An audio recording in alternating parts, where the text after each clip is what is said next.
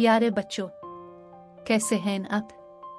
मैं उम्मीद करती हूँ कि आप सब खैरियत से होंगे। बच्चों, आज जो मैं कहानी आपको सुनाने जा रही हूँ इसका नाम है कछुआ और खरगोश। तो चलिए कहानी शुरू करते हैं। एक जमाने में जादू के एक जंगल में होपर नामी एक मगरूर खरगोश और टीसा नाम का एक अक्लमंद बोरा कछुआ रहता था।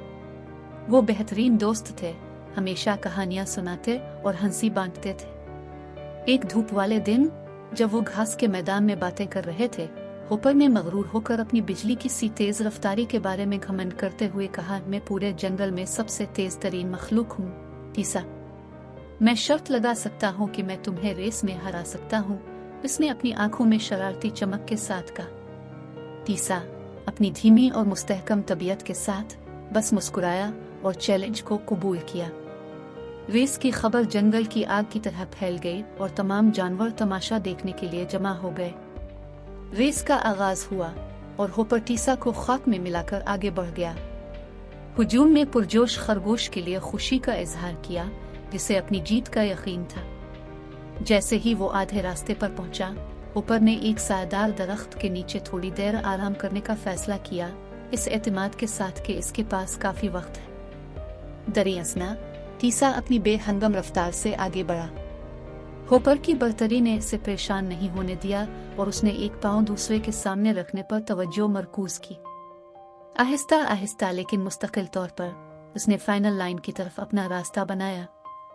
जैसे ही होपर सो गया, दूसरे जानवरों ने टीसा के अज़्म को देखकर कछुए के लिए खुश होना शुरू कर दिया। शोर ने होपर को हड़बड़ा कर जगाया और वो घबराहट में खत्म लाइन की तरफ भागा। ताहम बहुत देर हो चुकी थी। टीसा ने अपनी जीत से सबको हैरान करते हुए पहले ही फिनिश लाइन अबूर कर ली थी। जंगल कछुए की जीत से खुशी से गूंज उठा और टीसा ने अपने दोस्त को खुश दिली से मुबारकबाद दी। इस दिन से जंगल की मखलूक ने एक कीमती सबक सीखा है, कभी कभी सुस्त और मुस्तहकम रहना कामयाबी का बाइस बनता है। होपर और टीसा बेहतरीन दोस्त बने रहे, अपनी यादगार नस्ल की कहानियां बांटते रहे और सबको याद दिलाते रहे कि हर मखलूक की अपनी मुनफरद ताकतें हैं। और इस तरह जादू के जंगल में खरगोश और कछुए की कहानी दोस्ती, साबित कदमी और जिंदगी की अजीम दौड़ में अपनी रफ्तार को अपनाने की खुशी की एक लाजवाल कहानी बन गई। इसके साथ ही कहानी यहाँ खत्म होती है। उम्मीद है आपको ये कहानी पसंद आई होगी।